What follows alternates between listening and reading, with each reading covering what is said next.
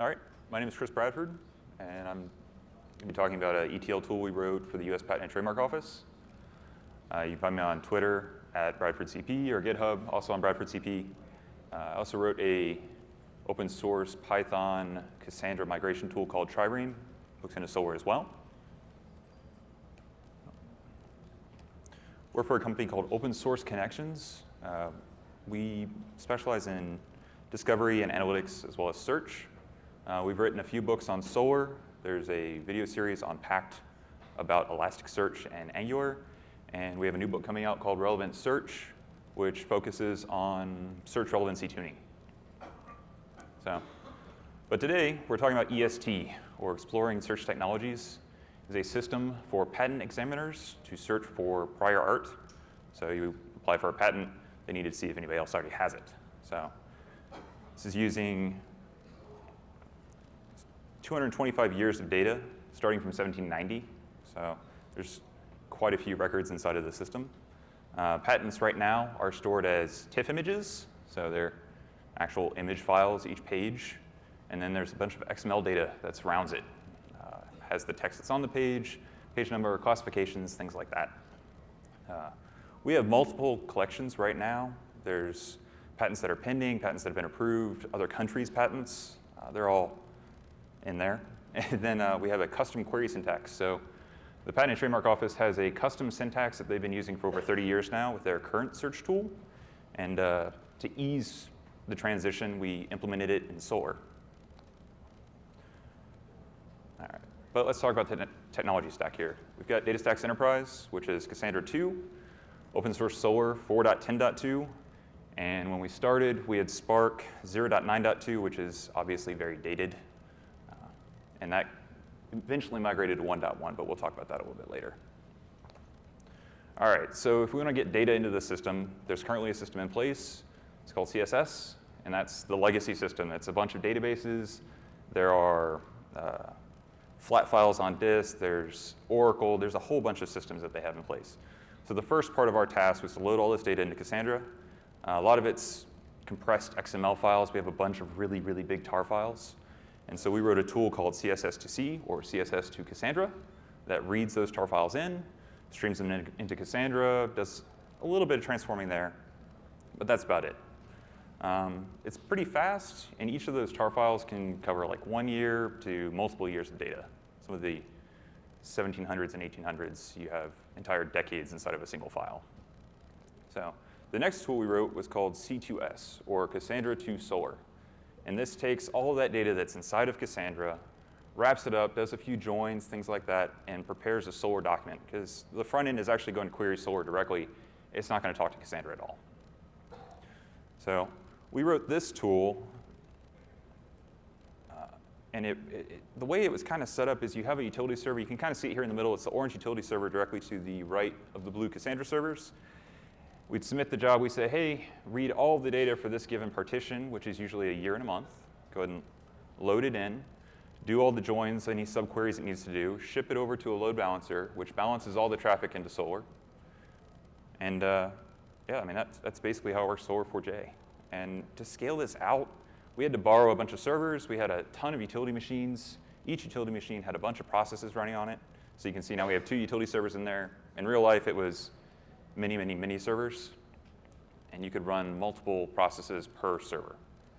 So this was kind of a nightmare, though. If you think about scaling out to 225 years worth of data and running a bunch of these processes on multiple hosts, you want to know when the job started, if it finished, did they have any errors? So you had to SSH into a box, spin up the job, check the logs, time it all. It was a really ugly mess. And there was a really bad Excel file that kind of listed all these timings and things like that. It was, and the word gross. So did it work? Well, technically, yes. All the data loaded. We didn't have any errors. It functioned, right? But why would we change it? Well, it didn't meet the SLA. I mean, we have all that data, and it has to go in within a certain amount of time. You think about disaster recovery, as well as just expectations for doing a data load. And we did not meet that.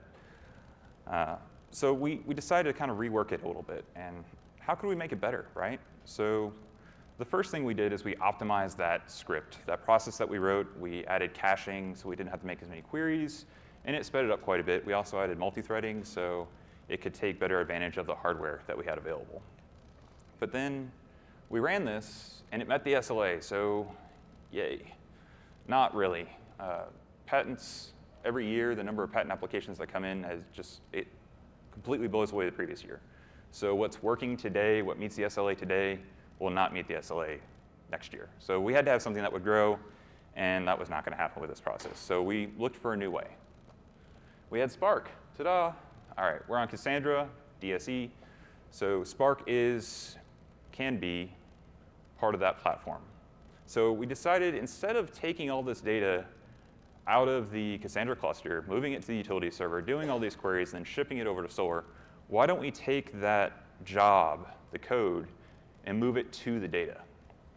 In this case, we move the job into Spark, which is running on the DSE cluster right alongside Cassandra.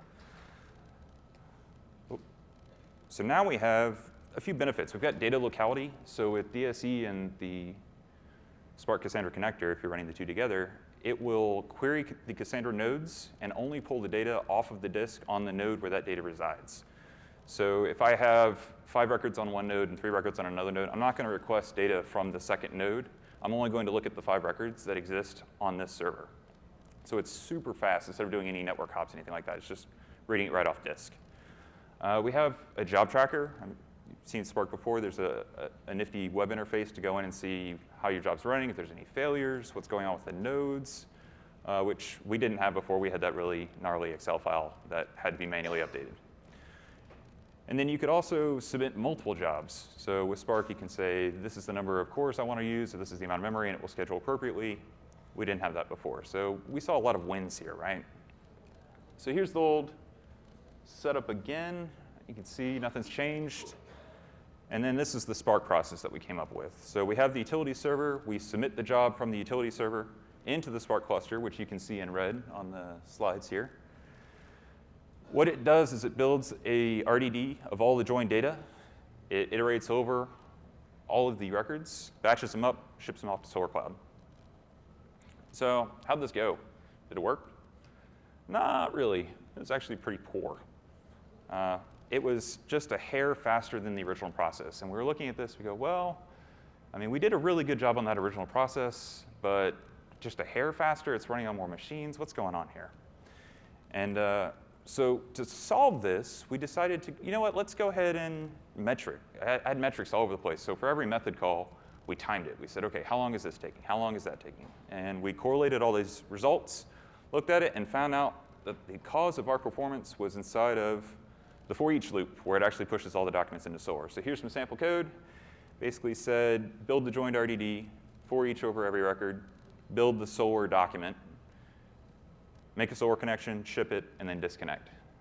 So the meat of that is right here. We're going to build a new Solr connection, we're going to push the document, and then we're going to disconnect. So the timing showed us that the instantiation of the Solr connection took 4 times longer than anything else in the process. So we said, wow, that's kind of a big red flag. Let's go ahead and see what's going on, see how we can fix this. So we decided to optimize. We said, you know what we want to do is use one Solr connection for all of these documents and then disconnect after we pushed everything. That makes sense. We don't want to be spinning up a new connection every single time. That's super slow. So we tried making the shared connection, tried a few different approaches to share it amongst all the executors, because when it runs this for each loop, it's actually running on each of the executor processes. So they didn't actually have that in scope. So we looked around, we dug in the API docs, and again, we were looking at 0.9.2, so we had to dig around on the Spark website. It's a little dated at the time, too. And we said, oh, there's a for each partition. This is exactly what we want. So for each partition says, hey, here is a chunk of data. This is the partition that I'm operating on. And we said, all right, we're going to create the new Solr connection. We're going to iterate over everything inside of the partition, use that shared connection, batch the documents up, push them out, and then disconnect from Solr. So all right, that's exactly what we need. Let's go ahead and code it up and see what happens. And our job wouldn't compile. So it turns out in 0.9.2, the Java API and the Scala API were not the same. The Scala API was a lot more robust. The Java API had most of the functions, but not all of them. So we didn't have the ability to use Scala at this time, so we're kind of stuck.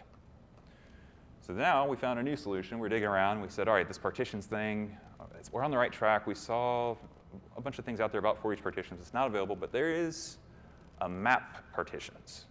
So it's similar to for each partition, but instead it's a map process.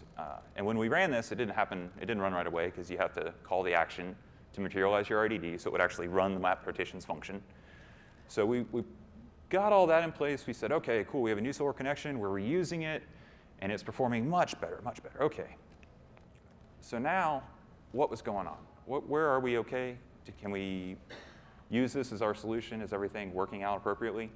And no, it wasn't. We actually hit out of memory errors. So you can see at the end of this, we returned the rows of the partition or the built Solr documents. So we were basically doubling the amount of memory we needed to use by just returning something from this map partitions call. We didn't really care about what it returned.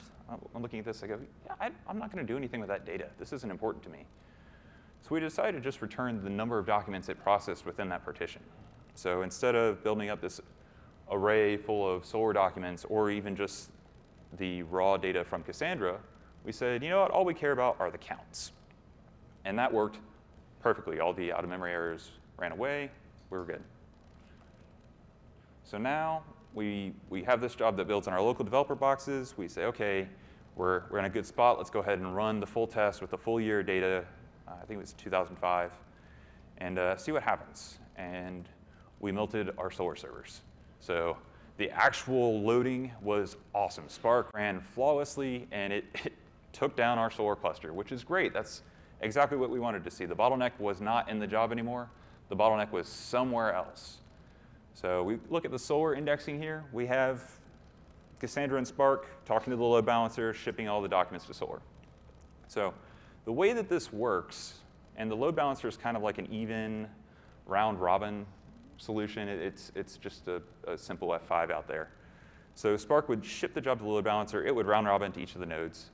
And within Solr Cloud, the data is sharded out. So if we submitted a document to a server it didn't belong to, so we shipped it to one server, and the server said, no, that's not me.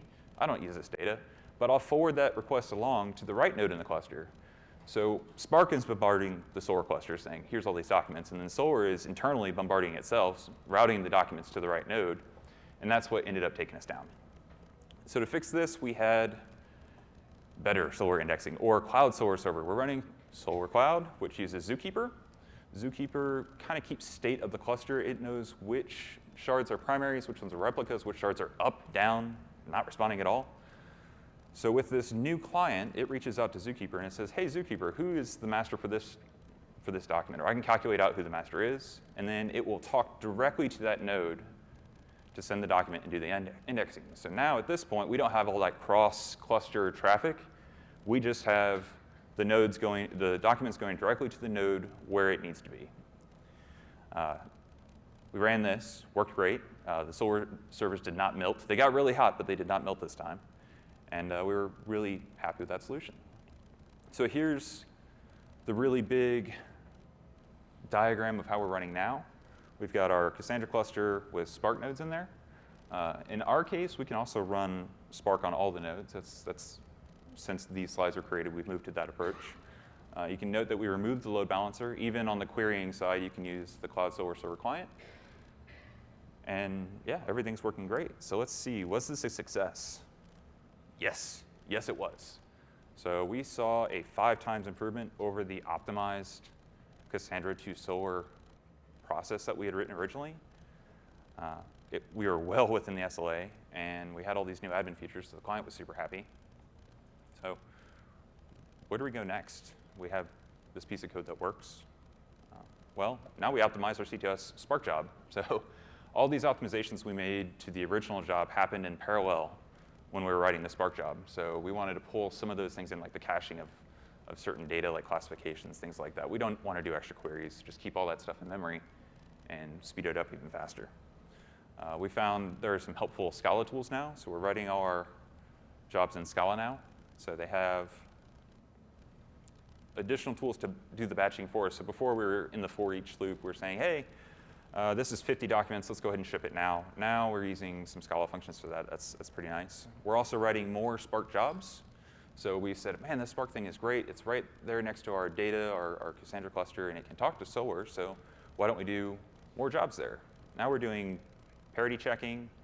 There's another task to load some of the XML data into Cassandra through Spark. So we're really happy with this performance, and we're going to move forward there. We also upgraded our version of DSE, so we're running on Spark 1.1.1 instead of 0.9.2. Pay very close attention to the version of Spark you have, because not everything is there. Or if you're using Java, make sure that the methods that you want to use exist in your API. And so that's kind of where we are. Any questions? Any questions? I'll run this mic over to you. Oh, make it easy on me, right here. Can you talk a bit on the size of the batch, the documents that you send to Solr, the batch size? The batch size to Solr, it's fairly low. I think it's in the hundreds of documents at once. I mean, we've got millions of patents. What was the average latency like when you're picking up reading data from Cassandra? I'm sorry, what was average that? latency? Oh, the latency? From reading from Cassandra? I don't have that metric here. Yeah, I'm sorry. It was low, I'm sure. Cassandra is very fast. Hi, just a quick question. I wonder how big the data is. I mean, the 250 years of documents. Yeah, that's fair. So I can't give exact numbers, but it's in the tens of millions of documents. So there weren't that many patents in 1790, but there has been in like the past 10 years, there's been thousands of patents. But it's worth noting that each document has over 250 fields. What technology were you using for sharding and replication of Solr? Solr Cloud or Elasticsearch? So on that, we're using Solr Cloud. Solr. So that's, and depending on the cluster, we had 16 node clusters, and then upwards in production, there were north of 20 servers for Solr Cloud. Then have you been looking at Elasticsearch or comparing with? We looked at Elasticsearch. They requested that we use Solr. And we're very comfortable with Solr. We've written a couple books on it, so our company is very happy with that solution. Elasticsearch is great, though. I mean, we work with that as well. Thank you. Any more questions? All right. Yeah. There are a couple of related talks. Anybody's interested? LucidWorks is doing a talk this afternoon about integrating Spark with Solr, and DataStax is as well, talking about data locality, which is very interesting if you're running Cassandra and Spark together. All right, thanks, Chris. So there's a break now, and we'll see you back here in 30 minutes.